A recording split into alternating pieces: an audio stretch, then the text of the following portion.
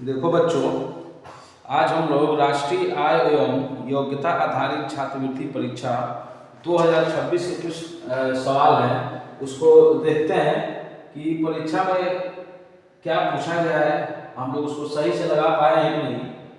और देखिए इसको कितना बढ़िया से बताया गया है कि पास्कल किसके बराबर होता है। क्या बोला गया है कि पास्कल किसके बराबर होता है। हम जानते हैं कि पास्कल जो है वो दाब का मात्रक है। किसका मात्रक है? दाब का। किसका मात्रक है? दाब का। पास्कल जो है दाब का मात्रक है और इसका यूनिट मात्रक होता है न्यूटन प्रति मीटर स्क्वायर। तो 91 का सवाल नंबर 1 क्या है? सही है। दूसरा है कि लंबाई का मानक मात्रक क्या होता है। इंटरनेशनल सिस्टम में लंबाई को किस में नापते हैं? तो लंबाई को मीटर में नापते हैं। अगला कह रहा है कि किसी गतिशील वस्तु के लिए दूरी तथा विस्थापन में क्या संबंध है। मान लीजिए यहाँ कोई वस्तु है ए, यहाँ कोई वस्तु है बी। हम ऐसे भी जा सकते हैं, हम ऐसे भी जा सकते हैं, हम ऐसे भी जा सकते हैं। तो जो सबसे कम चला गया है वही क्या कहलाएगा? वही कहलाएगा विस्थापन। ये क्या कहलाएगा? विस्थापन। बाकी ये क्या कहलाएगी? दूरी कहलाएगी। तो विस्थापन से दूरी बराबर भी हो सकती है और बहुत दूर भी हो सकती है। तो 93 का चौथा सही है। पांचवा है कि प्रमाणिक वायु दाब का मान कितना होता है। तो प्रमाणिक वायु दाब का मान जो होता है 1.013 गुणे 10 की पावर 5 न्यूटन प्रति मीटर स्क्वायर होता है। अगला है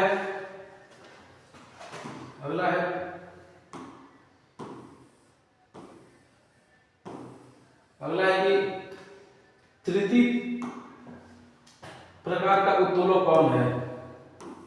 कह रहा है कि तृतीय उत्तोलक, सबसे पहले उत्तोलक समझ लीजिए। कह रहा है कि तृतीय प्रकार के उत्तोलक का उदाहरण क्या होता है।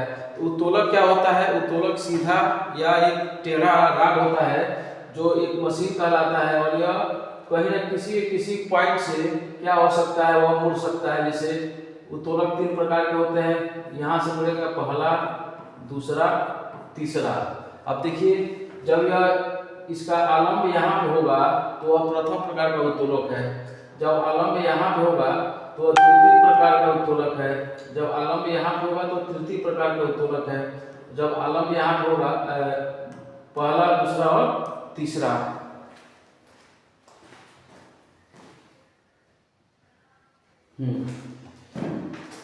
तो ये एक सीधी एक राड हम ले लेंगे। बीच में अगर आलम्ब है जिसके बढ़ता यह राड घूम सकता है तो यह प्रथम प्रकार का उत्तोलक है। अगर यहाँ के बढ़ता यह राड घूम सकता है तो यह द्वितीय प्रकार का उत्तोलक है। अगर इस बिंदु के बढ़ता राड घूम सकता है, ये छड़ घूम सकता है तो तृतीय प्रकार का उत्तोलक है। इसको समझते हैं। जैसे देखिए मान लीजिए कैंची है या पिलास है। अब इस बिंदु के परितः यह क्या कर सकता है? घूम सकता है। यहाँ पे हम भार लगा देंगे तो यहाँ भार हो गया, आलम्ब हो गया, यहाँ आयास हो गया। आयास बोले तो इफर्ट। यहीं से लगाएंगे तो यहाँ इफर्ट लगाएंगे, इसके परितः यह घूमना शुरू करेगा। ऐसे और ऐसे ये क्या करेगा? घूमना शुरू करेगा। यहाँ पे भार रखा गया, कपड़ा है, कागज है, कुछ भी काटने वाला। तो प्रथम प्रकार का उत्तोलक है। एक सरलता ले लीजिए।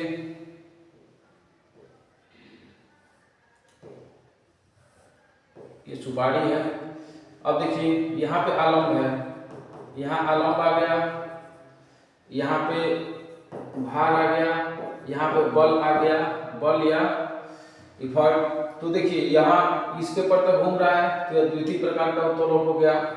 पर ये तृतीय प्रकार का एक चिमटी ले लीजिए, चिमटी ले लीजिए। जब हम यहाँ पर लगाएंगे इसके ऊपर तो ये घूम रहा है, ये दाबने पर आगे पीछे हो रहा है। यहाँ पर भार है, रोटी है या कुछ भी है तो ये तृतीय प्रकार का उत्तोलक है। चाकू हो गया। तो तृतीय प्रकार का उत्तोलक कौन है? चाकू। अगला है अगला है कि अगला है कि 10 मीटर प्रति सेकंड की चाल से, कितना, 10 मीटर प्रति सेकंड, चाल बराबर दिया है, चाल बराबर दिया है 10 मीटर प्रति सेकंड की चाल से चलकर गति करती हुई वस्तु के द्वारा 5 सेकंड में क्या दूरी तय की जाएगी। समय क्या दिया है, 5 सेकंड। तो हम जानते हैं चाल बराबर दूरी बटा समय। तो यहाँ चाल दिया गया है 10 बराबर, तो बराबर कह रहा है कि दूरी, क्या दूरी तय करेगी, तो दूरी मान रहे हैं, दूरी है, समय कितना है 5 सेकंड, 10 बचे 50, किस में दिया है मीटर, तो 10 बचे 50 मीटर। कितना दूरी तय करेगी, 1 सेकंड में 10 मीटर, तो 5 सेकंड में 50 मीटर। अगला है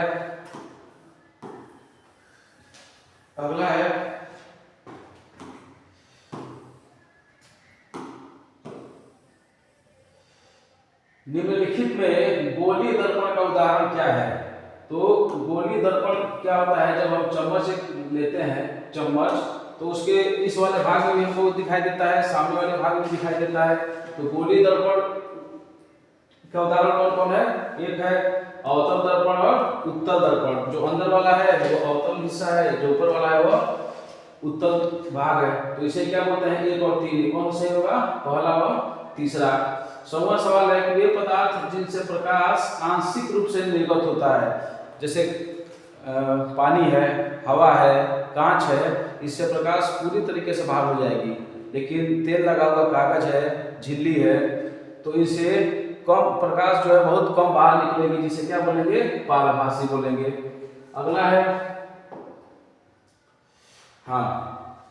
अगला है कि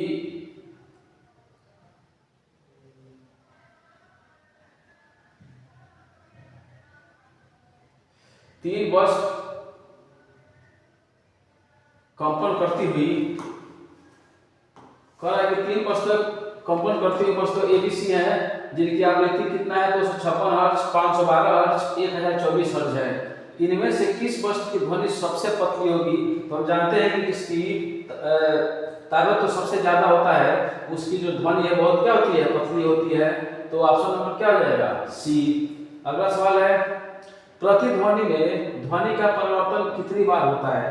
तो हम जानते हैं प्रतिध्वनि में जो ध्वनि का परिवर्तन होता है वह 1 बार होता है। कितनी बार होता है, 1 बार। जब परिवर्तन बार बार होगा उसे गूंज कहेंगे, क्या कहेंगे, गूंज। अगला सवाल है, वस्तुओं के आवेशित होने का क्या कह रहा है कि वस्तुओं के आवेशित होने का निश्चित प्रमाण क्या है। तो किसी भी वस्तु का आवेशित होने का निश्चित प्रमाण केवल प्रतिकर्षण है। क्या है, केवल प्रतिकर्षण। कह रहा है कि यदि सेल्सियस पैमाने पर ताप को C से तथा फारेनहाइट पैमाने पर ताप को F से प्रदर्शित करते हैं तो सही फार्मूला क्या होगा। तो हम जानते हैं कि C/100 बराबर F माइनस 32/180। कट गया, 2 से 2 बचे 10, 2 9 18, ऑप्शन नंबर 4, C/5 बराबर F माइनस 32/9। अगला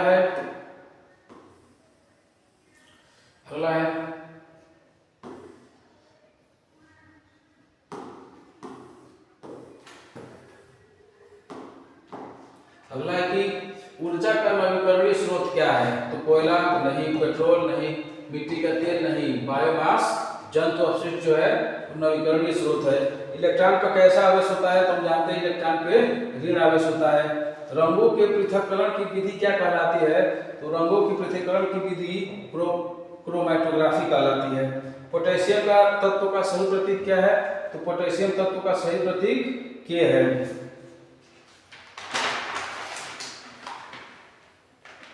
अगला है यदि प्रोटॉनों की संख्या हाइड्रोजन का सवाल दे रहा है कि हाइड्रोजन का समस्थानिक नहीं है, तो आप जानते हैं कि हाइड्रोजन का समस्थानिक सोडियम नहीं है। ऑप्शन नंबर 2 से हो जाएगा। प्रोटियम है, ड्यूटीरियम है, ट्राइटीरियम नहीं है, तो ऑप्शन क्या सही हो जाएगा? दूसरा। कह रहा है कि यदि प्रोटॉनों की संख्या न्यूट्रॉनों की संख्या हो, द्रव्यमान संख्या को क्रमशः P, N और A से प्रदर्शित करें तो सही संबंध है। तो हम जानते हैं कि द्रव्यमान संख्या बराबर होता है प्रोटॉनों की संख्या धन न्यूट्रॉनों की संख्या। अगला सवाल है पीतल बना होता है, पीतल किसका बना होता है? तो हम जानते हैं पीतल जो है तांबा व जस्ते से बना होता है। किससे बना होता है? तांबे व जस्ता से। तांबा और टीन से क्या बना होता है? कांसा बना होता है। क्या बनता है? कांसा, जिससे मूर्तियां बनाई जाती हैं। टीन एवं शीशा से सोल्डर बनाया जाता है। क्या बनाया जाता है? सोल्डर, जो तार जोड़ने का काम आता है। लोहा और निकेल से स्टेनलेस स्टील बनाया जाता है। क्या बनाया जाता है? स्टेनलेस स्टील, बर्तन बनाने का काम आता है। तो पीतल किसका बना होता है? तांबा और जस्ता से। कह रहा है कृत्रिम रेशा है। रुई जो है प्राकृतिक है, जूट प्राकृतिक है, फ्लेक्स जो है तनों से मिलता है, प्राकृतिक है। लेकिन जो नायलॉन है वह कृत्रिम रेशा है। अब कह रहा है खाने का सोडा क्या है? खाने का सोडा, तो खाने का सोडा का नाम है NaHCO3 सोडियम बाइकार्बोनेट। क्या नाम है इसका? Sodium bicarbonate. NaCl क्या नाम है? नमक या sodium chloride. Sodium chloride. Na2CO3 sodium carbonate, इसका क्या नाम है? Sodium carbonate. CaOH ट्वाइस, इसका नाम है कैल्शियम हाइड्रोक्साइड। क्या नाम है? कैल्शियम हाइड्रोक्साइड या चूने का पानी।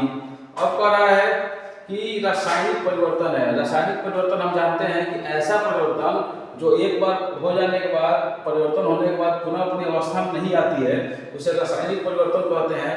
जैसे कागज का जलना, कोयले को पीसकर पाउडर बनाना भौतिक परिवर्तन, कांच की बोतल का टूटना भौतिक परिवर्तन, कागज के बड़े टुकड़े को छोटे छोटे काटना भौतिक परिवर्तन कहा जाता है। अगला प्रश्न है कि ऊर्जा के नवीकरणीय स्रोत हैं। ऐसे स्रोत जो बार बार प्राप्त किए जा सकते हैं जिनसे ऊर्जा, तो क्या है भाई? वो ऊर्जा के नवीकरणीय स्रोत है पवन ऊर्जा। क्या नाम उसका? पवन ऊर्जा। अब कह रहा है कि पादप कोशिका की विशेषता है।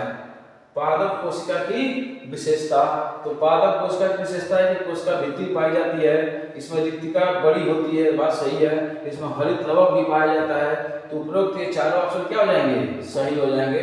चौथा सही है। कह रहा है कि सर्वग्राही रुधिर वर्ग है। ऐसा रुधिर वर्ग जो किसी भी रक्त को ले सकता है, उसका क्या नाम है? उसका नाम है AB। क्या भाई? AB। जो B है O जो है वो खाली O से ले पाएगा, A जो है A से ले लेगा, O से ले लेगा, B जो है B से लेगा, O से लेगा। लेकिन जो AB है ये सबसे रुधिर क्या कर सकता है? ले सकता है, सर्वग्राही है। रतौंधी नामक रोग किस विटामिन की कमी से होता है? तो हम सब जानते हैं कि विटामिन ए की कमी से रतौंधी रोग होता है। अगला है प्रकाश संश्लेषण की प्रक्रिया में पौधे प्रयोग नहीं करते। प्रकाश संश्लेषण की प्रक्रिया में पौधे क्या प्रयोग नहीं करते हैं? तो हम जानते हैं कि प्रकाश संश्लेषण की प्रक्रिया में पौधे ऑक्सीजन का प्रयोग नहीं करते। सूर्य का प्रकाश चाहिए, सबसे जरूरी है। जल व खनिज बिल्कुल चाहिए, क्लोरोफिल चाहिए। तो प्रकाश संश्लेषण की प्रक्रिया में क्या प्रयोग करते हैं? ऑक्सीजन। अगला है पौधे श्वसन क्रिया में गैस अंदर लेते हैं। कौन सा गैस अंदर लेते हैं? ऑक्सीजन। हम जानते हैं कोई भी जीव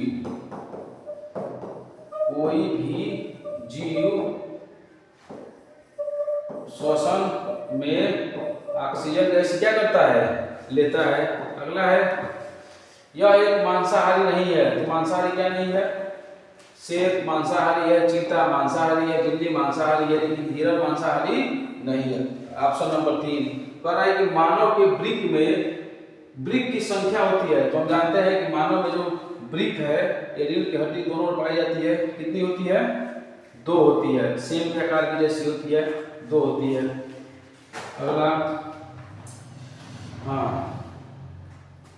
अगला कह रहा है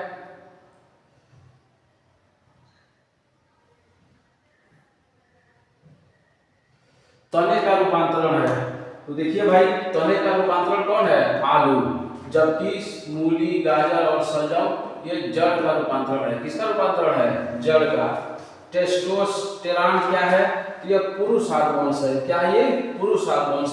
केंचुए में शोषण होता है, तो हम जानते हैं कि केंचुए में जो शोषण होता है वह त्वचा के द्वारा होता है। यह द्विलिंगी जंतु है, द्विलिंगी। ये कैसा है? द्विलिंगी है केंचुआ। और इसमें शोषण किसके द्वारा होता है? त्वचा के द्वारा। अगला है चतुर्थ बौद्ध संगति का आयोजन किसके शासनकाल में हुआ था? तो हम जानते हैं कि चतुर्थ बौद्ध संगति का आयोजन कनिष्क के समय में हुआ था। किसके समय में हुआ था? कनिष्क के। जैनियों के प्रथम तीर्थकर कौन थे? तो जैनियों के प्रथम तीर्थकर ऋषभदेव थे। कौन थे? ऋषभदेव। क्या नाम था उनका? ऋषभदेव। अगला है महावीर स्वामी किस धर्म से संबंधित थे? तो महावीर स्वामी जैन धर्म से संबंधित थे। सर्वप्रथम हड़प्पा सभ्यता की खोज किस वर्ष में की गई? तो 1921 में। आर्यों ने जीवन को कितने अवस्थाओं में बांटा था? तो आर्यों ने जीवन को 4 अवस्थाओं में बांटा था। पहला क्या था?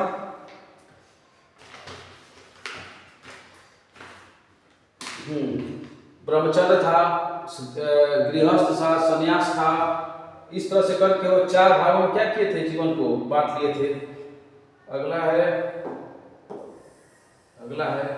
इब्न बतूता किसके शासनकाल में भारत आया था? तो इब्न बतूता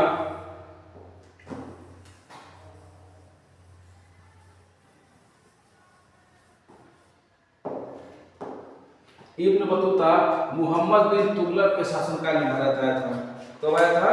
मोहम्मद बिन तुगलक के शासनकाल में। यह मोरक्को का यात्री था। कहाँ का था? मोरक्को। यह मोरक्को का यात्री था। रेहला नाम का एक पुस्तक लिखा था, रेहला नाम का एक किताब लिखा था। सिकंदर लोदी ने किस शहर की स्थापना की? तो हम जानते हैं कि सिकंदर लोदी ने आगरा शहर की स्थापना की। किसकी स्थापना की? आगरा शहर की। अगला सवाल है कि इल्तुतमिश द्वारा चांदी के चलाए गए सिक्के को क्या कहते हैं? तो इल्तुतमिश द्वारा चलाए गए चांदी के सिक्के को टंका कहते हैं। क्या कहते हैं? टंका। ये चांदी का जो सिक्का था उसको क्या कहते थे? टंका। जो जीतल था वो तांबे से बना हुआ था। किससे बना हुआ था? तांबे से। अगला है बाबर ने अपनी आत्मकथा तुजु के बाबरी किस भाषा में लिखी है? तो यह तुर्की भाषा में लिखी है। जो फारसी में अनुवाद हुआ है उसे तुजु के बाबरनामा कहते हैं। तो ऑप्शन नंबर क्या हो जाएगा? 4। हाँ अगला है सहायक संधि का संबंध किससे है? तो सहायक संधि का संबंध जो है वह बेलेजली से है। किससे है? बेलेजली से। यह भारतीय राजाओं को अपने अधीन करने की एक योजना थी सहायक संधि। सहायक संधि क्या थी? यह जब बेलेजली भारत आता है 1798 में सहायक संधि बनाता है। 1798। इसका एक ही उद्देश्य रहता है कि भारतीय राजाओं को किस तरह से अपने अंदर कर लिया जाए। अगला है कि प्लासी का युद्ध कब हुआ था? तो प्लासी का युद्ध जो है 1757 में हुआ था, सिराजुद्दौला और क्लाइव के बीच में। सिराजुद्दौला और क्लाइव के बीच में 1757 में प्लासी का युद्ध हुआ था। रेगुलेटिंग एक्ट कब लाया गया? तो रेगुलेटिंग एक्ट 1773 में लाया गया। कब लाया गया? 1773 में। फोर्ट विलियम कॉलेज की स्थापना कहाँ की गई? कलकत्ता में। मुर्शिदाबाद से मुंगेर अपनी राजधानी स्थानांतरित करने वाला बंगाल का नवाब कौन था?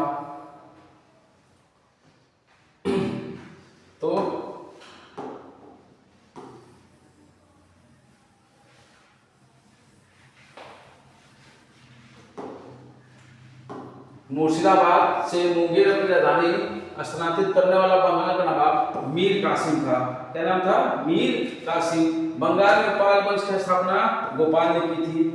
भारत की कौन सी नदी भ्रंश घाटी में बहती है?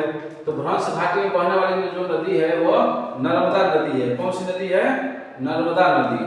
अगला है, भारत का सबसे बड़ा राष्ट्रीय जलमार्ग क्या है? तो हम जानते हैं कि भारत का जो सबसे बड़ा राष्ट्रीय जलमार्ग है वो प्रयागराज से और हल्दिया तक जाता है। यही है भारत का सबसे बड़ा राष्ट्रीय जलमार्ग, जो 1620 किलोमीटर है। कितना है? 1620 किलोमीटर। अगला है कि निम्न में ओजोन किस परत में सांद्रता सबसे ज्यादा मिलती है? तो हम जानते हैं कि ओजोन जो है समताप मंडल में पाया जाता है। कहाँ पाया जाता है? समताप मंडल में। तो इसी में उसकी सांद्रता ज्यादा होती है। जैसे जैसे ऊपर बढ़ेंगे सांद्रता कम होती जाती है। अगला है कि सवाना का विस्तार सर्वाधिक कहाँ है? तो सवाना प्रदेश का सर्वाधिक विस्तार अफ्रीका में है। अफ्रीका के सूडान में है। कहाँ है? सूडान में। इसीलिए इसे सवाना प्रदेश को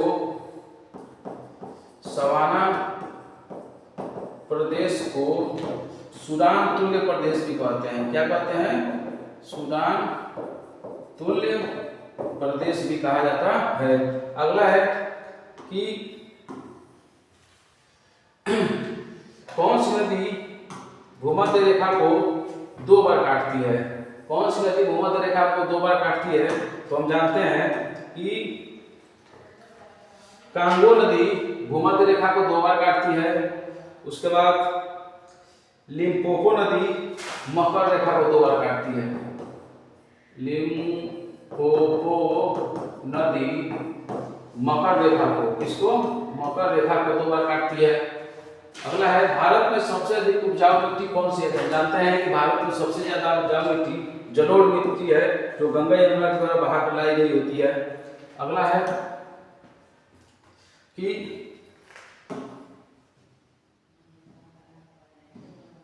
अगला है सवाल, मृदा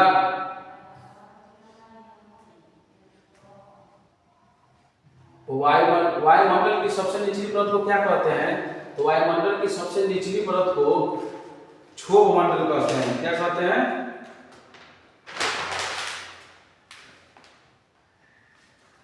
क्षोभ मंडल। क्या कहते हैं? क्षोभ मंडल। भारत का मैनचेस्टर किसे कहा जाता है? तो मैनचेस्टर सिटी अहमदाबाद।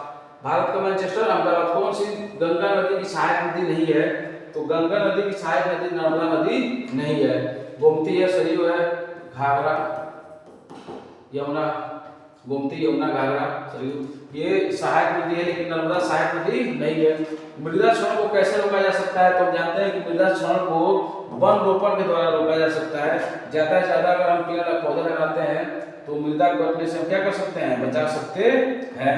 अगला है कि भारत के संविधान के निर्माण में कितना समय लगा था? तो भारत के संविधान के निर्माण में 2 वर्ष 11 माह 18 दिन का समय लगा था। ग्राम पंचायत समिति में सरकार द्वारा नियुक्त कर्मचारी कौन होता है? तो ग्राम पंचायत में सरकार द्वारा नियुक्त कर्मचारी पंचायत सचिव होता है। ग्राम प्रधान को गांव के लोगों के द्वारा चुना जाता है। उप प्रधान भी गांव के लोगों के द्वारा।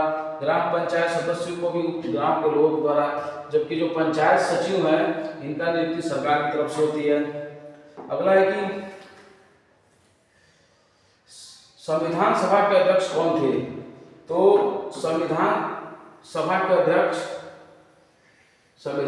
अध्यक्ष डॉक्टर राजेंद्र प्रसाद थे। कौन थे? डॉक्टर राजेंद्र प्रसाद। और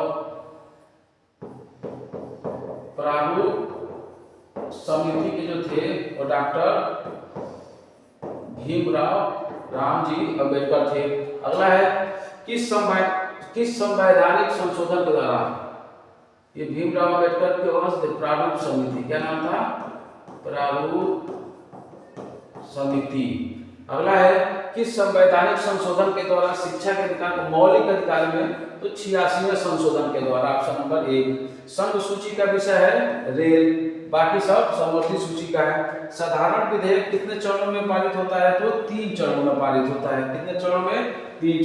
पहले बिल वहाँ जाएगा, दूसरे में चर्चा होगा, तीसरे में या तो रिजेक्ट किया जाएगा या सेलेक्ट किया जाएगा। अगला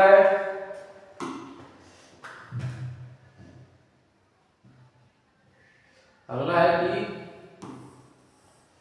राष्ट्रपति पद के लिए योग्यता क्या है। तो विदेशी नागरिक हो, बिल्कुल नहीं, विदेशी नागरिक हो नहीं, वो किसी नाम के पद पर हो नहीं, 21 वर्ष की नहीं। तो सही क्या होगा, वह लोकसभा का सदस्य द्वारा निर्वाचित होने की योग्यता रखता है, वह राष्ट्रपति पद के लिए योग्यता रखता है। अगला है कि सूचना का अधिकार,